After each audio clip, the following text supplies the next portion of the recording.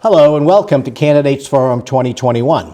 I am your host, Larry Curtis, and we're pleased to have in studio with us today Mark D'Agostino. Mark currently is the sitting Ward 3 school committee member, and he is currently running for the Ward 3 city council seat. Mark, welcome to Candidates Forum. Thank you.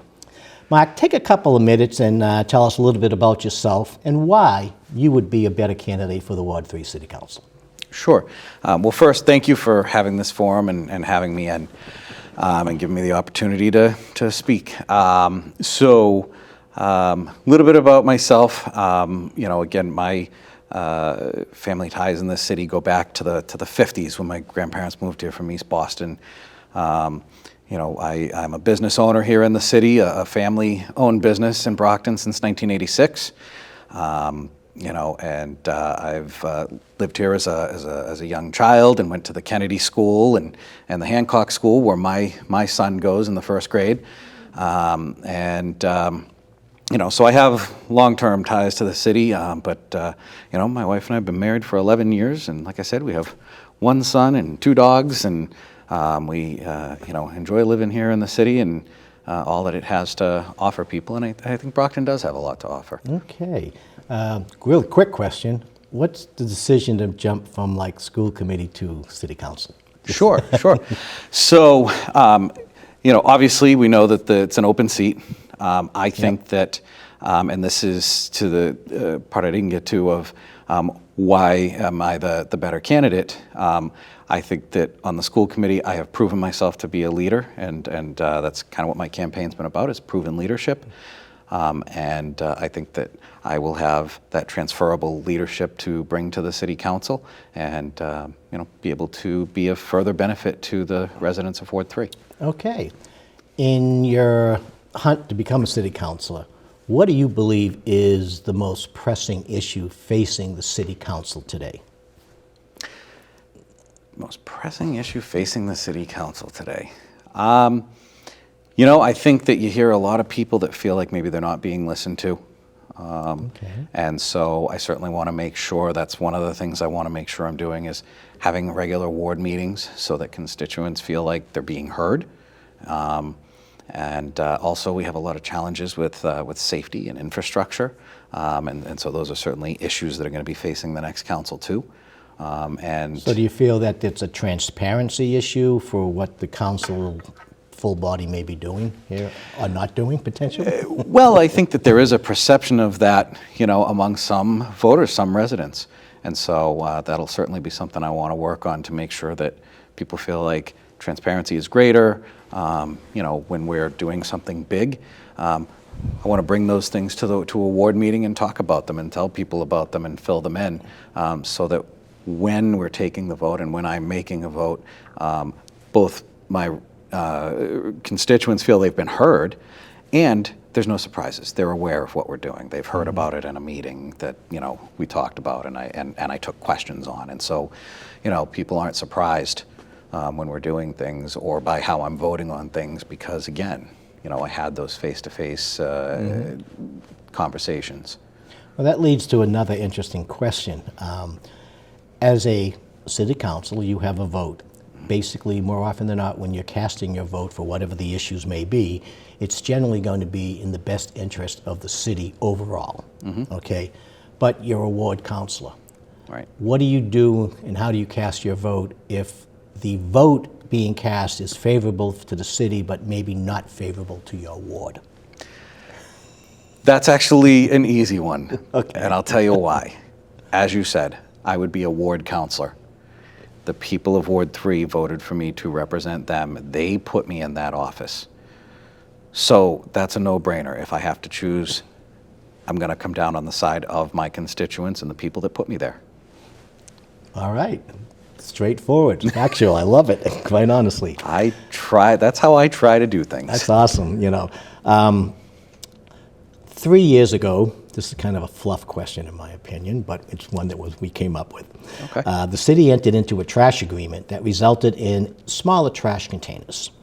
The decision resulted in homeowners having to purchase city-approved trash bags for their overflow. These bags have seen a 25% increase in cost after the first 2 years, and consumer trash bags can certainly be purchased for a lot less.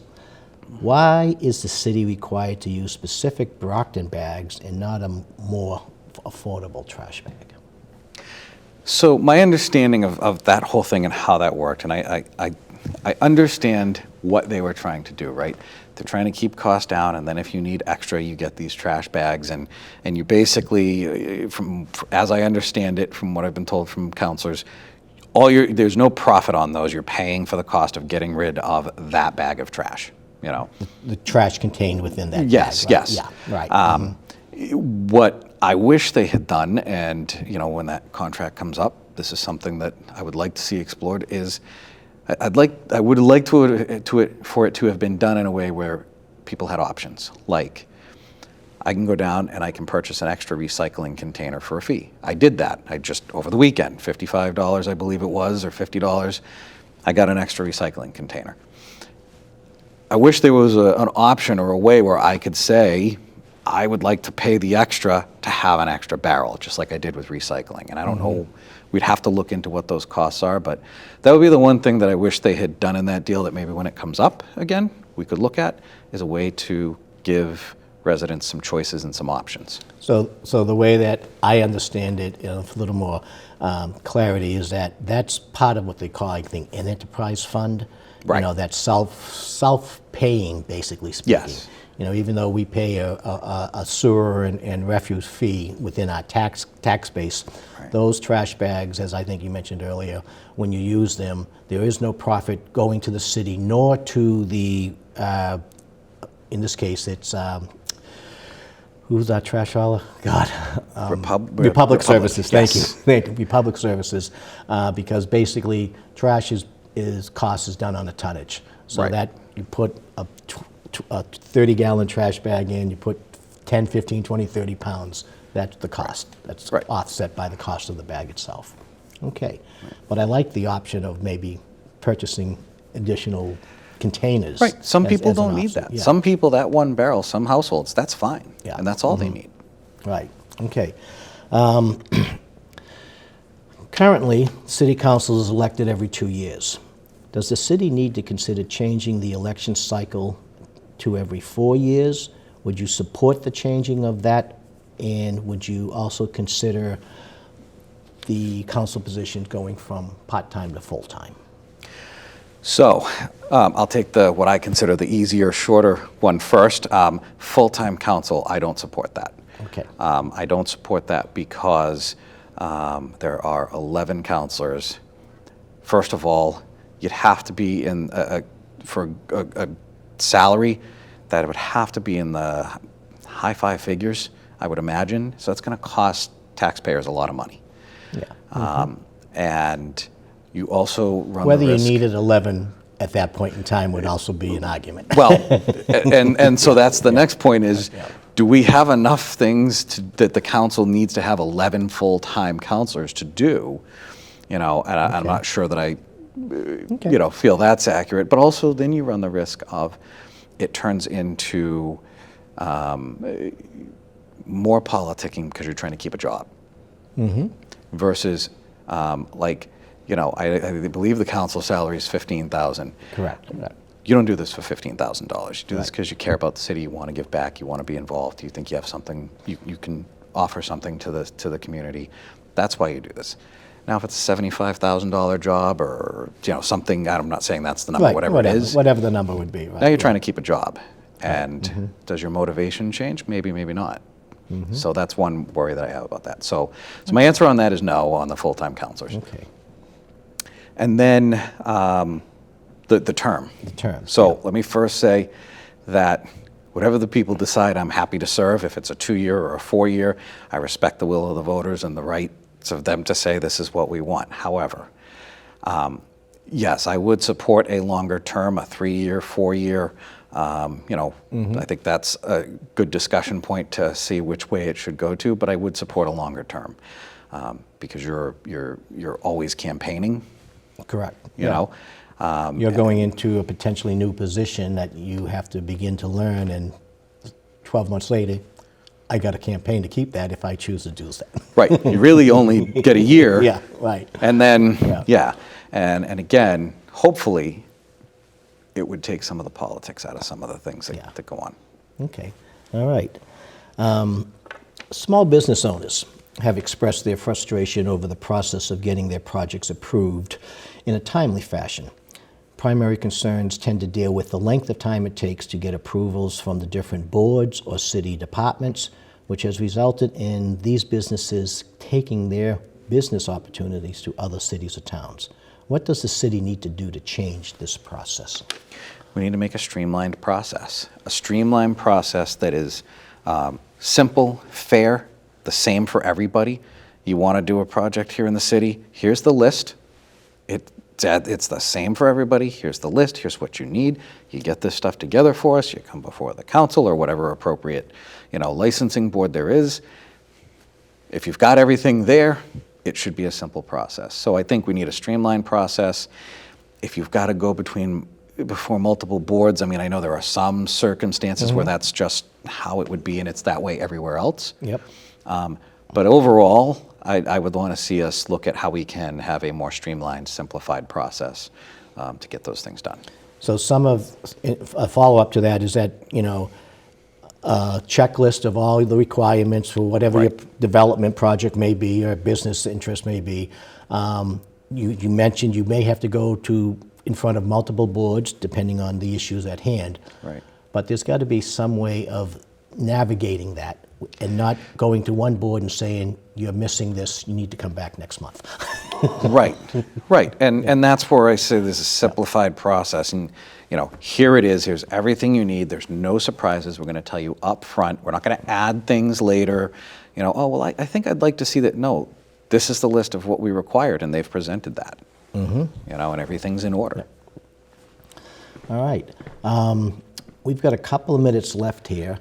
And typically what we allow the candidate to do is to make their pitch as to why you're the best candidate for City Council in Ward 3. Well, thank you. Again, I thank you for the opportunity to talk to voters. So as I said, my campaign is about proven leadership. I'm a business leader. I've been a leader on the school committee, serving for going on 2 years as the vice chairman of the school committee, and leading the school committee through this pandemic. And so when I talk about proven leadership, I've been a leader on fiscal responsibility on the school side. I'll be a leader on fiscal responsibility as a city councilor. When I talk to voters and when I'm out door knocking, they're talking about safety with me, and so that's going to be a priority for me. And they're talking about infrastructure, our roads, our pipes. So these are the things that folks are talking to me about, and so those are going to be priorities as well. I think I have a track record of delivering on the things that people tell me are important to them, and so that's why I say, when I say proven leadership, I say that, literally for the last 6 years, I hope voters have seen that I have proven myself to be a leader and do the things that they tell me are important to them. And I hope in November, the voters will give me the opportunity to take that leadership and take that record and then become their counselor and continue to move Ward 3 forward. And, Well, I'll say on behalf of the voters in Ward 3, I'm sure they all want to reach out and say thank you for the service that you have given to the students here in the city as the school committee member. And we're going to close our time out here right now and thank you for your service on the school committee, but more importantly, wish you the best of luck going forward as a city councilor. I want to thank Mark for being here. Don't forget to vote citywide election Tuesday, November 2nd. And thank you for being here, Mark. Thank you. Thank you.